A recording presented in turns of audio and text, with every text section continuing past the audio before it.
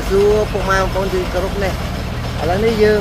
ធ្វើការចាក់ស្រាច់បង្ហាប់បន្ថែមពុកម៉ែបងប្អូនមានចំណាអារម្មណ៍គេមកមើលបាននេះយើងចាក់ស្រាច់បង្ហាប់បន្ថែមនេះស្រាច់យើងនេះគឺថាស្អាតតែម្ដងពុកម៉ែបងប្អូនដែលមានចំណាអារម្មណ៍ចង់បានផ្ទះដែលប្រណិតដែលមានភាពលេចធ្លោល្អជាងគេគឺអាចមកមើលផ្ទាល់បានជាមួយ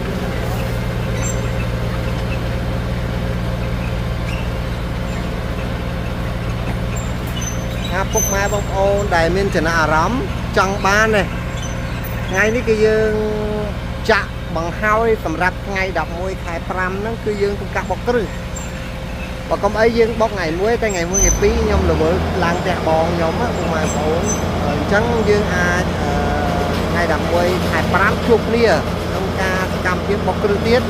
ពុកម៉ែបងប្អូនអាចមកមើលផ្ទាល់បាននេះឥឡូវនេះគឺយើងចាក់ Revo យកខ្ពស់ផ្ទះខ្ពស់តែម្ដងពុកម៉ែបងប្អូនដែលចង់បានផ្ទះដែលប្រណិតដែលមានភាពលេចធ្លោគឺអាចមកមើលបានផ្ទាល់បានជាមួយនឹងរូបខ្ញុំបានតែម្ដងដែលយើងធ្វើផ្ទះដែលប្រណិតតែម្ដងចែកជូនពុកម៉ែបងប្អូនសាច់ផ្ទះគឺ4មកទឹកជម្រៅ14ម៉ែត្រជាមួយនឹងសាច់ដីសាច់ផ្ទះ4 2ទឹកជម្រៅ14ម៉ែត្រនិងសាច់ដី4 2ទឹកចំបើ24ម៉ែត្រពុកម៉ែបងប្អូនគឺវែងណាស់បានសាច់ផ្ទះក៏វែងសាច់ដីក៏វែងហើយទីតាំងល្អជាប់ខុនដូខាងក្រោយនេះខុនដូរបស់យើងពុកម៉ែបងប្អូនជាប់ខុនដូតែម្ដងខុនដូរបស់គេនេះគឺគេធ្វើស្អាតណាស់ពុកម៉ែបងប្អូនដែលមានចំណាអារម្មណ៍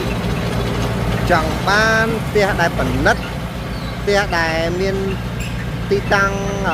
បដោយក៏វែងតឹងក៏វែងគឺអាចមកមើលជាមួយរូបខ្ញុំបាទផ្ទាល់តែម្ដងដែលយើងមានផ្ដល់ជូននៅផ្ទះដែលមានភាពរឹងមាំដែលមានគុណភាពខ្ពស់ទុកចែកជូនអតិថិជនដែលចង់បានគឺថាផ្ដល់ជូនពុកម៉ែបងប្អូនអត់ឲ្យបងប្អូនតោះចិត្តឡើយជាមួយនឹងគម្រោងផ្ទះល្វែងសម្បត្តិពេញចិត្តគឺថាល្អណាស់ពុកម៉ែបងប្អូនហើយឥឡូវនេះខាងបងតោគឺគាត់កំពុងតែធ្វើការរុញសាច់ដែលឲ្យពុកម៉ែបងប្អូនមើលគឺមិនឲ្យ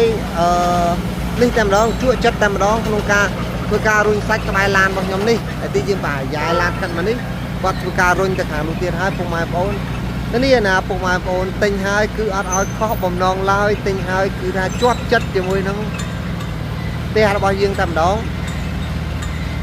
គឺផ្ទះដែលមានបណ្ដោយក៏វែងតឹងក៏វែងហើយជាមួយនឹងការផ្ដល់ជូននៅ